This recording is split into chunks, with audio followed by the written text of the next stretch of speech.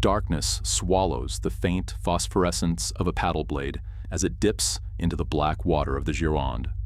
A breath is held, a canvas canoe scrapes against a steel hull, and a magnetic limpet mine clamps silently below the waterline. This is not a battle of broadsides and signal flags.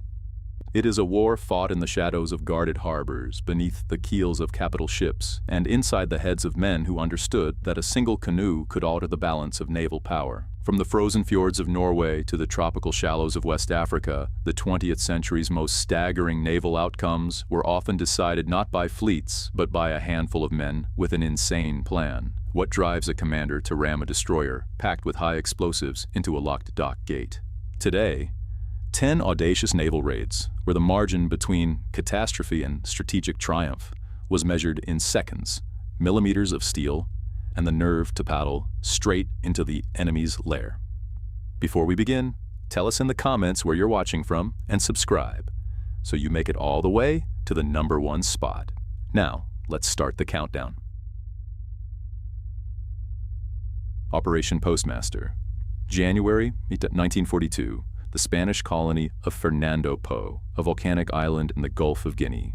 Spain was neutral, but its harbor at Santa Isabel held 3 Axis vessels: the Italian merchantman Duchessa d'Aosta, the German tug Licomba, and a diesel barge named Bibundi. The Duchessa had a working radio. British intelligence believed it could relay Allied convoy movements to German U-boats lurking off the African coast. The solution was not a naval bombardment. That would be an act of war against a neutral nation. The solution was a heist. The small-scale raiding force, just 55 men under Major Gus March Phillips, sailed a 65-ton Brixham trawler from England to West Africa to do the job. The plan was pure audacity: steal the ships right out of the harbor. The mechanism of success was a perfectly synchronized deception and assault, exploiting a single point of human failure: routine. SOE agent Richard Lippett got a job ashore with a shipping company.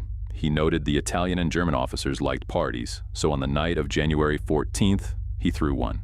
12 Italian officers and 2 German officers left their ships for dinner. At 11:15 p.m., 2 British tugs, Vulcan and Nuneaton, ghosted into the harbor with 32 raiders aboard. Commandos in folding kayaks paddled to the Licomba and Bibundi, bluffed a watchman by pretending to be the captain returning, and seized the vessels. Explosive charges blew the anchor chains. Simultaneously, 11 men from Vulcan swarmed the Duchessa d'Aosta, attached their own charges, and rounded up the skeleton crew left on watch. The town woke up. Anti-aircraft guns fired at imaginary planes. The 6-inch coastal guns guarding the harbor stayed silent, their crews confused by the darkness and the explosions. No one fired on the tugs. Within 30 minutes, the raiders towed all 3 ships out to sea, where a Royal Navy corvette intercepted them, providing a cover story. 29 prisoners were taken. Not a single raider was lost. The operation proved that a small force, using precise intelligence and a psychological wedge into the enemy's daily habits, could pull the teeth of a guarded port without firing a shot. The Duchessa d'Aosta sailed to Lagos and later served as an Allied troop ship. Operation Source, September 1943. The Royal Navy aimed to neutralize the German battleship Tirpitz, holed up in the heavily defended Kofjord in northern Norway. The weapon chosen was the X-class midget submarine, a 51-foot steel tube displacing just 30 tons with a crew of 4. It carried no torpedo tubes. Instead, it had 2 detachable side charges, each packed with 2 tons of Amatex high explosive. The plan was audacious in its physical demands. The X-craft had to be towed across the North Sea by a conventional submarine, then slip through minefields and anti-submarine nets to place the charges directly under the target. The engineering logic was simple. An explosion in deep water, confined by the ship's hull in the seabed, multiplies destructive force through cavitation and shockwave reflection. But the human factor was brutal. The passage crews endured days of cramped, freezing tow, breathing foul air. X9 was lost with all hands when her tow parted, and her bow-heavy trim dragged her instantly to the bottom. X8 had to be scuttled after her side charges leaked and detonated prematurely. On September 22nd, the remaining craft made their run. X6, commanded by Lieutenant Donald Cameron, and X7, under Lieutenant Godfrey Place, navigated the fjord's maze of nets and gun positions. They endured 24 hours submerged, with carbon dioxide levels rising and oxygen dwindling to breach the final net enclosure. X6 surfaced briefly, was spotted, and Cameron coolly steered straight into the battleship's shadow to drop his charges before scuttling. X-7 became entangled in nets, fought free, and placed her charges under Tirpitz's keel. Both crews were captured and informed the German captain that explosions were imminent. When the 2-ton charges detonated, they lifted the 53,000-ton battleship. Turret Dora was thrown from its bearings and could not be rotated. No crane in Norway could lift it back. Over 1,400 tons of water flooded the hull, buckling bulkheads and disabling nearly all turbo generators. Tirpitz survived, but was crippled for 6 months. 6 British crewmen were killed. Cameron and Place received the Victoria Cross. Raid on Alexandria. December 19, 1941, the Italian submarine Skyra releases 3 SLC manned torpedoes nicknamed maiali, pigs, just over a mile from Alexandria Harbor. Each maial carries 2 divers in diving suits riding astride a torpedo-shaped craft with a detachable warhead. They slip through the boom gate when the British open it for 3 destroyers. The frogmen navigate past patrol craft, dropping explosive charges, then overcome the torpedo nets around the battleships. Luigi Duran de la Pen and Emilio Bianchi plant their charge under HMS Valiant, but the bomb settles on the seabed 15 feet below the hull. Antonio Marcheglia and Spartaco Shergat suspend their charge 5 feet beneath the keel of HMS Queen Elizabeth from the bilge keels. The crews are captured, but at 5:47 a.m., an explosion rips the tanker Sagona and the destroyer Jervis. 3 minutes later, a blast under Valiant's A and B turrets. 4 minutes after that, Queen Elizabeth's boiler rooms erupt. Both battleships settle in shallow water out of action. The attack succeeds because the maiali exploit a fundamental weakness: harbor defenses designed against surface and air threats, not slow, silent swimmers. The explosive charges, each 300 kilograms, create massive shockwaves and flooding, crippling the ships. Admiral Cunningham stays aboard Queen Elizabeth, maintaining routines to deceive aerial reconnaissance. But the Mediterranean fleet loses its last operational capital ships at a stroke. 8 casualties. The Italian Navy gains temporary sea control, a strategic victory from 6 men and 3 manned torpedoes. Operation Chariot. On the night of March 28, 1942, a force of 612 Royal Navy sailors and commandos launched an amphibious assault on the German-occupied port of Saint-Nazaire. The target was the Normandy Dry Dock, the only Atlantic facility capable of servicing the battleship Tirpitz.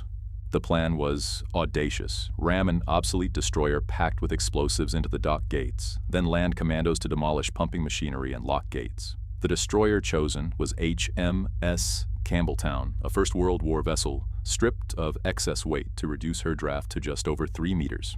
This allowed her to pass over sandbanks in the Loire estuary during an unusually high spring tide, bypassing the heavily defended main channel. At 1:34, Campbelltown struck the southern gate at 20 knots, embedding her bow deep into the steel. Hidden in a concrete and steel casing below decks were 24 Mark 7 depth charges with delayed action fuses set for several hours later. The commandos disembarked under intense fire, destroying winding houses and pump stations with explosives. German gunfire sank or crippled most of the small motor launches meant to evacuate the force. Of the raiders, 169 were killed and 215 captured. Only 228 returned. At noon, the charges detonated, obliterating the dock gate and killing around 360 Germans who were inspecting the ship. The dock remained out of service until 1948. The raid achieved its strategic aim. Tirpitz never ventured into the Atlantic. Operation Jaywick.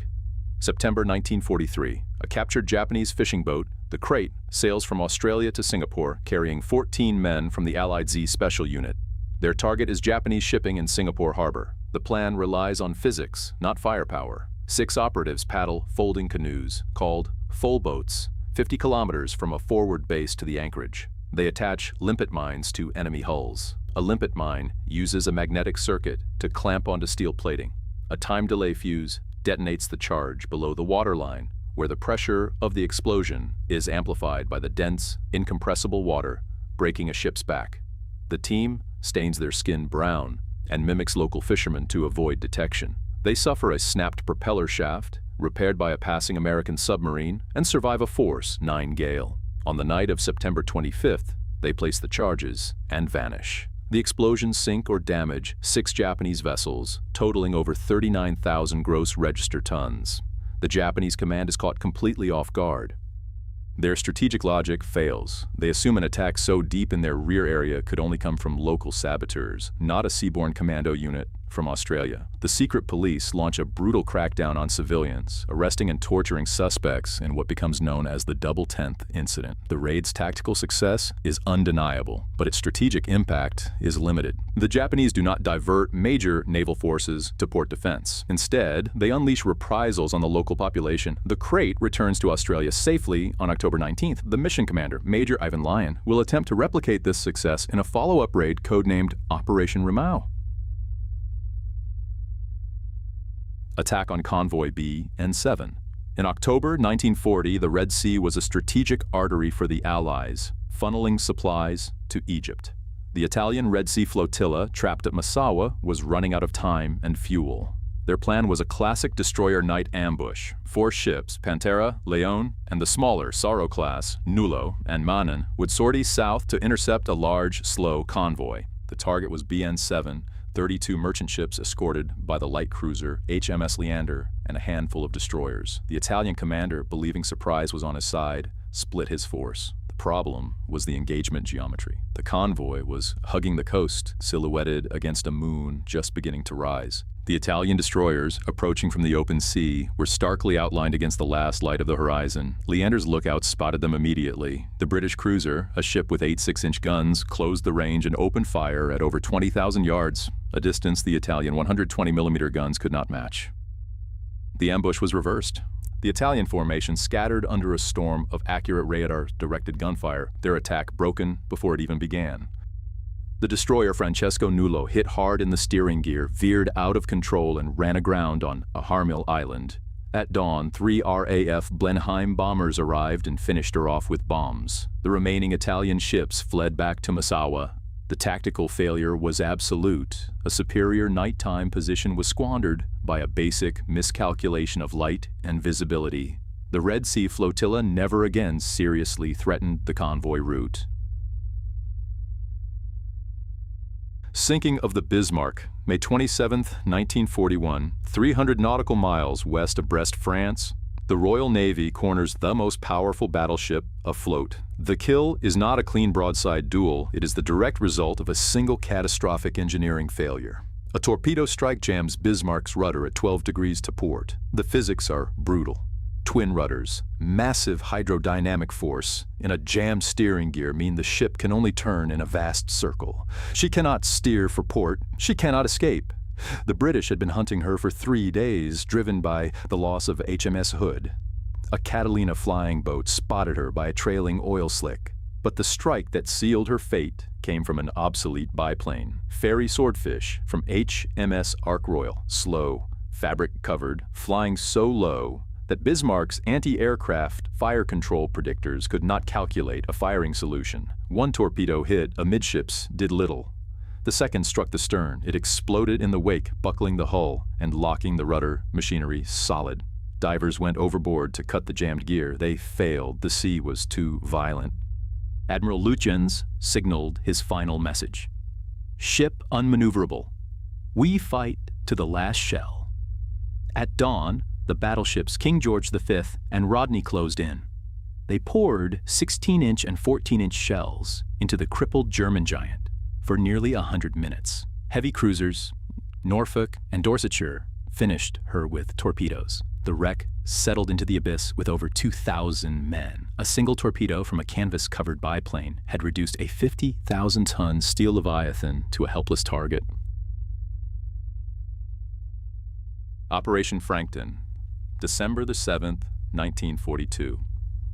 The British submarine HMS Tuna surfaced 10 miles off the German-occupied French coast. Inside, 12 Royal Marines prepared 6 folding canvas kayaks, codenamed Cockles. Their target, Bordeaux, 60 miles up the Gironde estuary. The plan was a study in physical endurance and stealth. Paddle only at night, hide motionless during the day, attach limpet mines to blockade running cargo ships, then escape overland to Spain. The logic was simple.